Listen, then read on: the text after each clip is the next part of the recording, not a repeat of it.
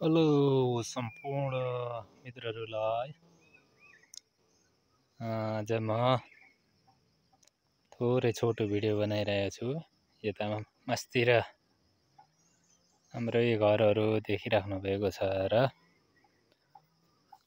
अहिले म भनेको ट्र्याक ओपन यही हाम्रो घरको छेउबाट लाने कुरो भइरहेको छ र यही तल ट्र्याक ओपनको लागि स्काई बेटर आइसकेको छ र त्यहाँ बाटो खन्ने काम धमाधम भइरहेको छ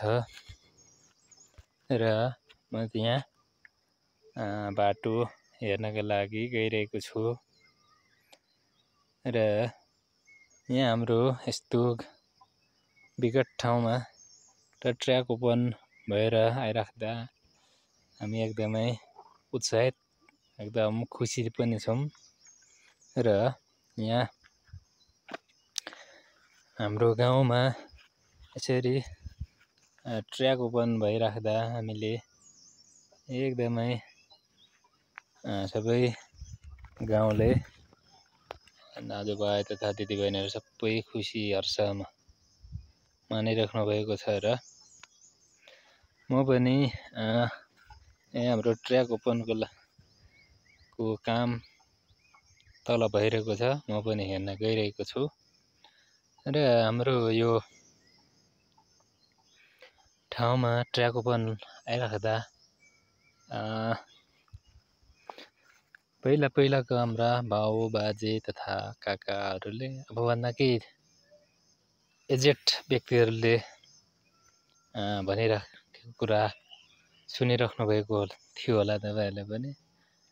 जुन कुरा भनेको हामीले धरानदेखि नुन बोकेर ल्याउँथ्यौँ यो ठाउँमा भनेर भन्नुहुन्थ्यो र जुन धरानदेखि नुन बोकेर यो ठाउँमा ल्याउने व्यक्तिहरूले भन्नुहुन्थ्यो यो हाम्रो गाउँमा धरानको जस्तो गाडी रोडहरू आइपुग्दा सायद हामी मरिसक्छौँ र मेरो छोराको पालोमा होइन नातिहरूको पालामा चाहिँ हाम्रोमा पनि रोडहरू आइपुग्छ भनेर भन्नुहुन्थ्यो र जुन धरानदेखि नुन बोक्ने व्यक्तिहरू पनि अहिलेसम्म कोही जीवितै हुनुहुन्छ र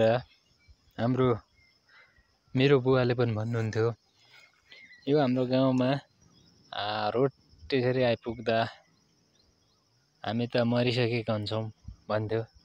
सायद मेरो बुवा पनि हुनुहुन्थ्यो भएको भए यो यहाँ ट्र्याक ओपन यसरी भइराख्दा खुसी हुनुहुन्थ्यो होला। मेरो बुवा सायद एक्सिडेन्टली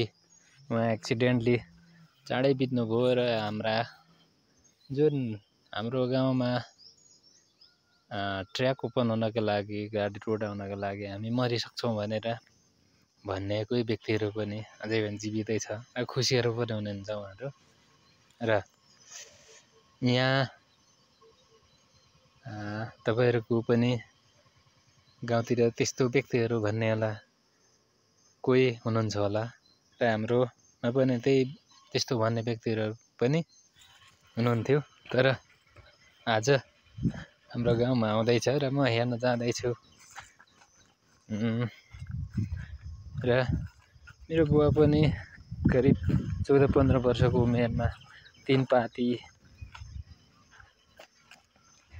जति नुन धरानदेखि बोकेर आउनुभएको कुरा गरिराख्नुहुन्थ्यो। तर आज उहाँ हुनुहुन्न एक्सिडेन्टली। मेरो बुवा 2016 सालमा जन्मिनु भएको थियो। उहाँ 15-16 वर्षको उमेरमा उहाँ 2031-32-33 सालतिर हुनुपर्छ। त्यतिखेरको उमेरमा 3 पाती नुन धरानदेखि बोकेर आउनुहुन्थ्यो अरे र हाम्रो गाउँमा लगभग 2082 साल हुँदा लगभग 50 वर्ष जतिको अन्तरालमा धरानदेखि हाम्रो यो सिलिचोङ गाउँपालिका 1 सङ्खुवासभाको स्थित हाम्रो गाउँतिर पनि आइसकेको छ र खुसी पनि लागिरहेको छ। जुन बुवाले छोराको पालो भएन नातिहरूको पालामा चाहिँ गाडी रोड आउँछ भनेर भनिरहँदा पनि आज हाम्रो गाउँमा आइरहेको छ आइसकेको छ। तपाईँहरूलाई म तल अब भिडियो देखाउने छु। यहाँ ब्रेकर हानिरहेको छ रहेछ, म पुग्नै लाग्यो। अब तपाईँहरूले यो ट्र्याक ओपनको काम भइरहेको भिडियोबाट थोरै देखाउने छु।